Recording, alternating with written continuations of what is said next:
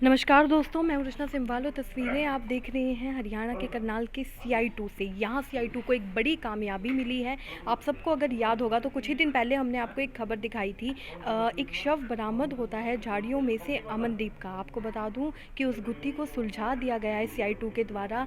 आप लोग भी इस बात को जानकर काफ़ी हैरान हो जाएंगे कि उनकी हत्या की गई है, वो भी किसी और ने नहीं, उनकी खुद की पत्नी ने उनकी हत्या करवाई है। तो आप सोच सकते हैं कि और अगर आप लोगों के दिमाग में एक क्वेश्चन आ रहा है कि क्यों आखिर उन्होंने ऐसा किया है, तो मैं आपको बता दूं उनका लव अफेयर चल रहा था हर्षदीप के साथ।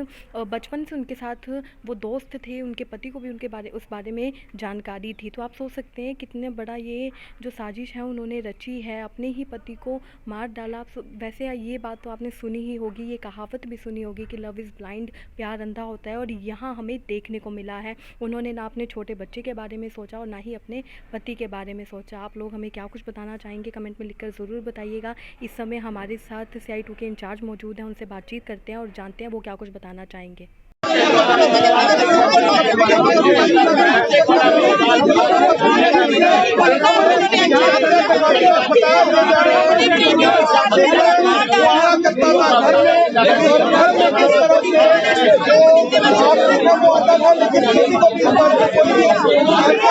ये दो शख्स जो अम्बाला के रहने वाले हैं, जो कि इस मामले में इनके साथ आप देखेंगे इनके द्वारा जो है अमनदीप की हत्या की गई थी। पूरी शख्स के द्वारा जो है इनके द्वारा अमनदीप की हत्या की गई थी। शख्स द्वारा उन्हें काबू कर लिया गया। ये जो वो कि पकड़े गए हैं।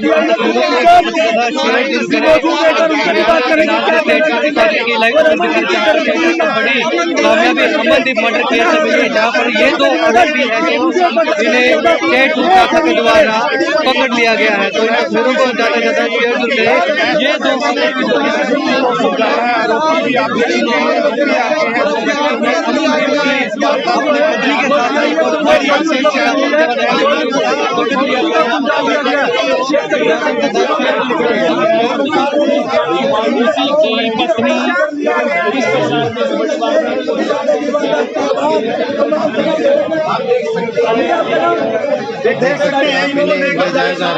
इसकी घटना के बाद तुरंत हम मौके पे पहुंचे थे। हमारे से पहले FSL टीम और मुआयना कर चुकी थी। तो मौके से जो घटनास्थल से जो भी हमें साक्ष्य मिले थे वो पहले वो जुटाए गए सबसे जी। फिर इसकी क्रीमेशन के बाद पोस्टमार्टम हुआ। तो क्रीमेशन के बाद हम इसके घर गए हैं, इसकी पत्नी से मिले, और शक के आधार पर जब हमें उसका फ़ोन को एनालाइज किया तो उन्होंने ये जो डिलीट किए हुए थे काफ़ी सारे इनके मैसेंजर वो, लेकिन बातचीत में इसने बताया था कि इसका रात को 1:30 बजे इसने हर्षपाल और सन्नी से बात करी थी, जो इसका शुरू से ही फ्रेंड है। किस रात को सर? मरने वाली रात इसने रिम्पी ने, इसकी पत्नी ने, जो रविंदर कौर है। तो जब हमने उसको पूछा कि ये फ़ोन डिलीट क्यों कर दिए, तो उसने बताया कि मेरे को अमनदीप ने कह रखा था भाई बात करने के लिए, मेरे को अलाउ कर रखा था, लेकिन कह रखा था बात करते तुरंत इसकी चैट और फ़ोन डिलीट कर दिया कर जी। तो इसके पूछताछ के बाद हम अम्बाला इसके पास पहुंचे हैं, और जब सन्नी से हमने पूछताछ की, उसका फ़ोन हमने चेक किया तो उसने भी वो सेम चीज़ें डिलीट, पंजाब के थोड़ा साइड पे, तो वही चीज़ें उसने भी डिलीट करी हुई थी। और जब सख्ताई से इसको पूछा तो इसने फिर वो सारा बता दिया कि ये बचपन से हम दोनों प्यार करते हैं, स्कूल टाइम में इकट्ठे पढ़ते थे।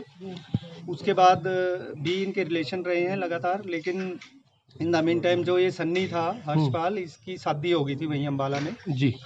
जो इसकी शादी हुई वो भी पहले इसकी टीचर थी, इसकी बहन बनी है, फिर वो राखी भी बांधता था, लेकिन बाद में उससे शादी कर ली।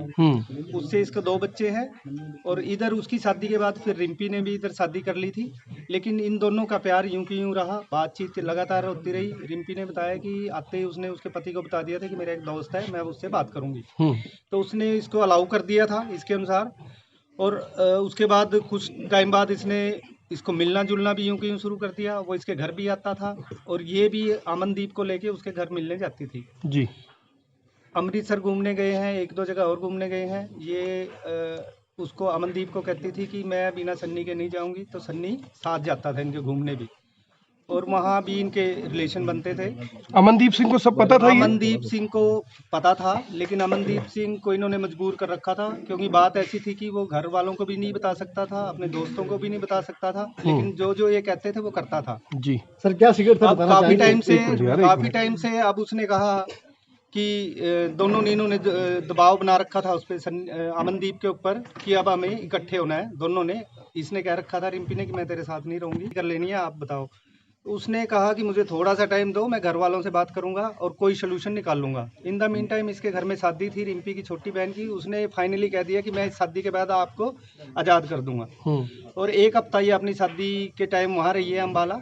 अब 25 तारीख को इसने इसको लेने जाना था अमनदीप ने इसको बताया कि मैं इसको लेने आ रहा हूँ। तो इसने फिर वही अपना ट्रैप किया पूरा। पहले से इनकी योजना थी। 24 तारीख को इसने रात को ही इसकी यहाँ आके हत्या कर दी। जब हत्या हुई